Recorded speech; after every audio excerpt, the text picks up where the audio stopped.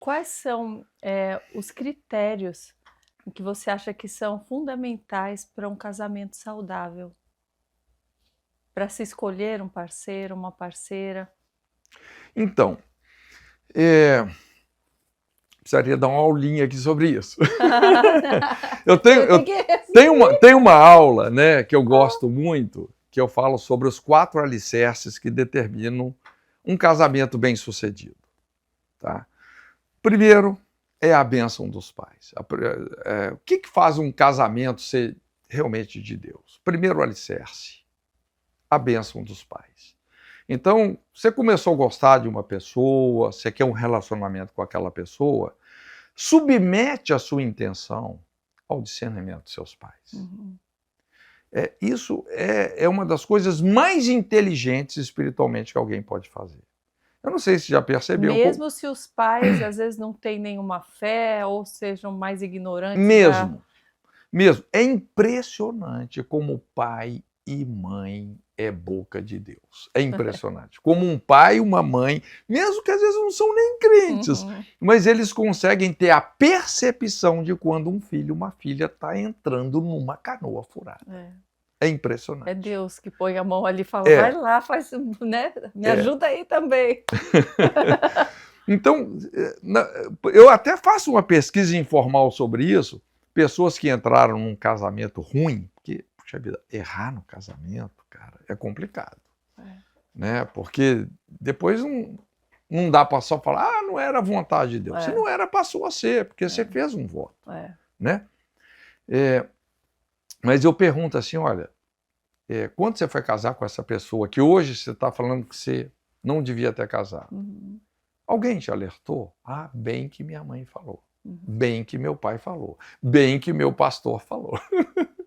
É impressionante como Deus tenta proteger a pessoa. E olha que Deus também fala, não são só os pais, amigos, Deus também, mesmo quando por muitas vezes a gente não o reconhece, eu sei porque no meu caso foi assim, hoje eu olho para trás e vejo tantos alertas que ele me deu assim, tipo uma semana antes do meu casamento, coisas absurdas, e eu falo, não, mas agora já marquei, agora vou ajeitando no meio do caminho. E eu olho, Deus, não faça isso. Mas esses alertas, essa conversa aqui, eu acho assim, que é muito produtiva, porque, né, tem muita gente que está ainda solteiro, e quando a pessoa entende esses alicerces, gente, isso aqui é uma proteção, é uma chave muito grande. Mas a primeira coisa é isso, é ter a anuência dos pais. Olha, quando um pai e uma mãe falam assim, ó, eu abençoo, cara, você já sabe que você está no caminho certo.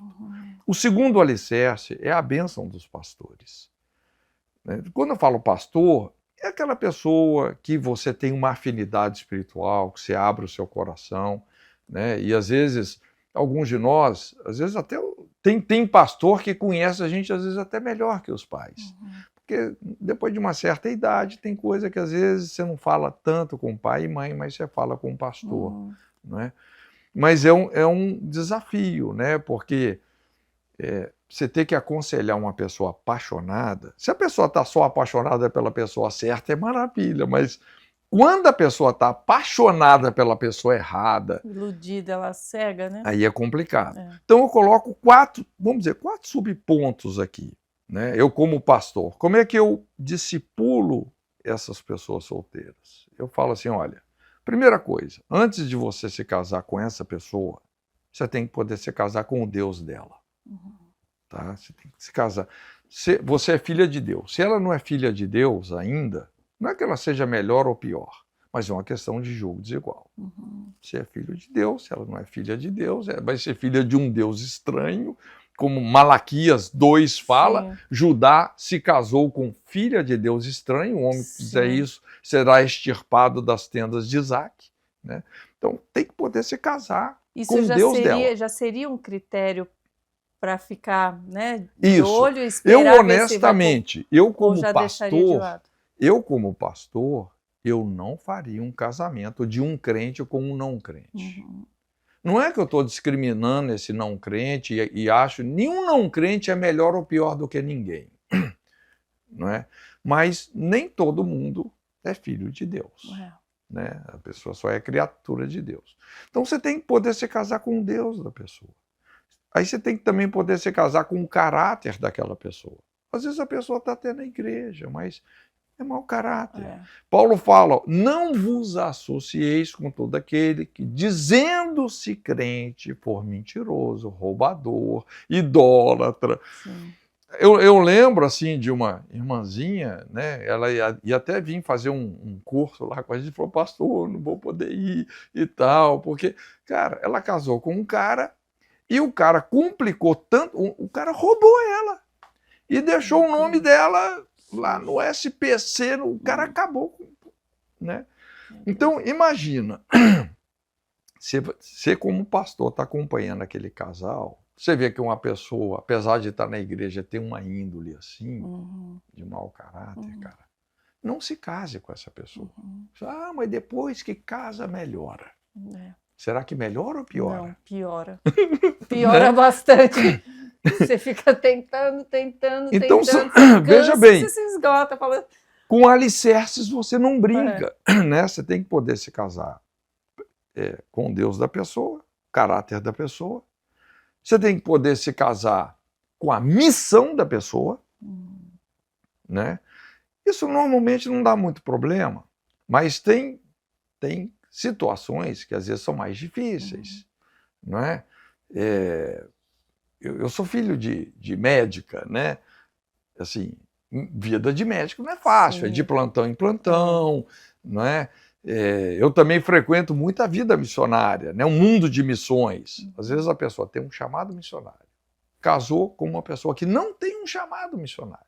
Daí vai ficar mais separado do que junto, o cara tem um chamado transcultural, ir até para um outro continente. O outro não está disposto a atravessar nem a rua para falar de Jesus. Rapaz, vai ser complicado. Isso é uma bomba relógio. Sim. Não é?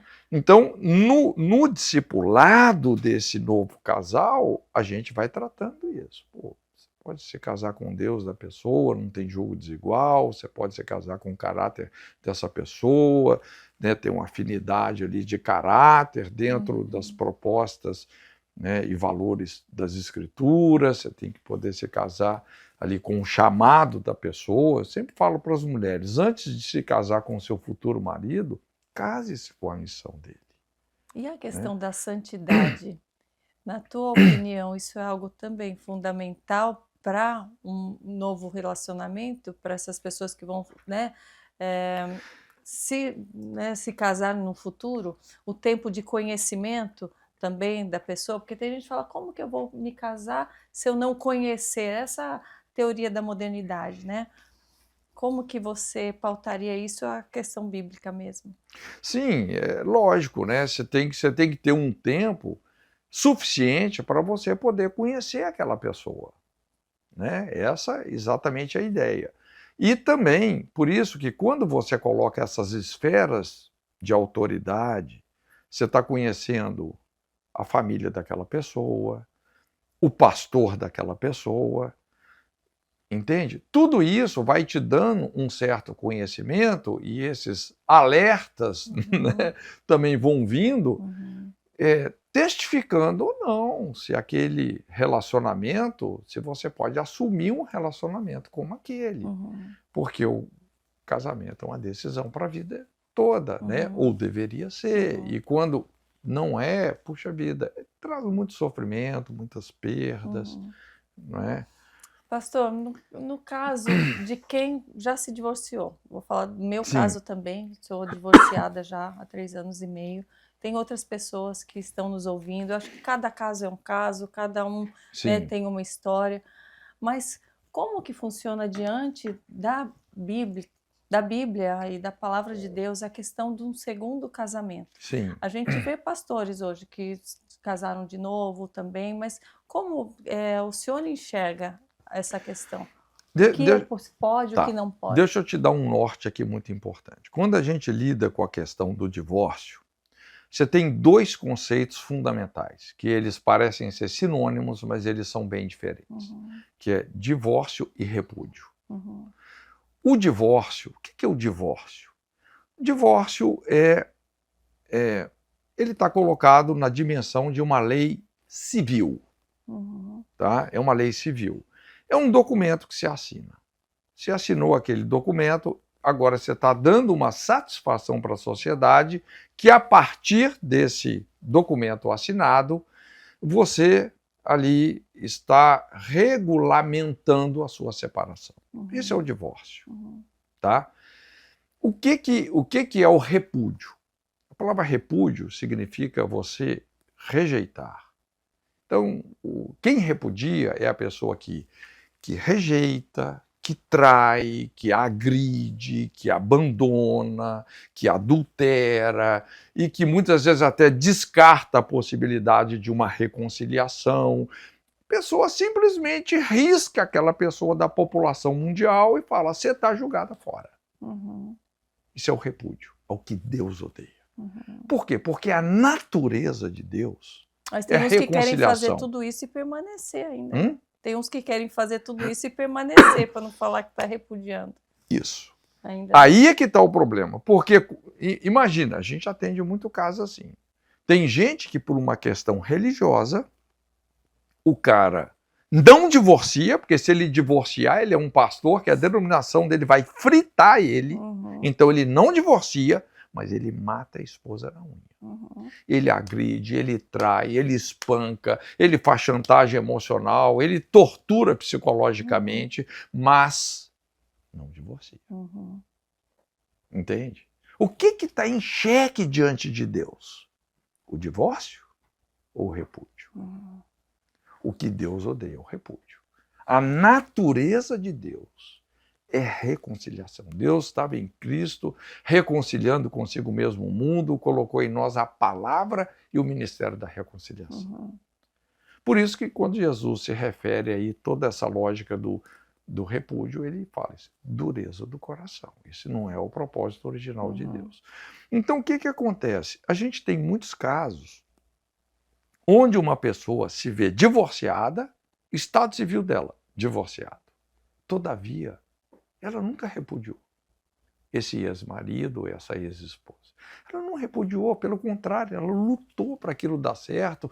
Quando ela se casou, ela estava séria no coração dela. Não, eu quero esse casamento até que a morte nos separe. Não é? Eu quero proteção sobre os meus filhos. Mas, de repente, essa pessoa foi se vendo traída, machucada, rejeitada, né, riscada, cancelada da vida. Você não te quero mais. Então, sobrou para ela ser uma pessoa divorciada. Essa pessoa que, apesar de ser divorciada, nunca repudiou, há uma proteção moral sobre ela. Eu não teria dificuldade de fazer o segundo casamento dessa pessoa. Nenhuma. Agora, uma pessoa que largou lá o cônjuge por um capricho, largou cônjuge, largou filho e foi ter com outra, eu não faria o segundo casamento, não. Desculpa.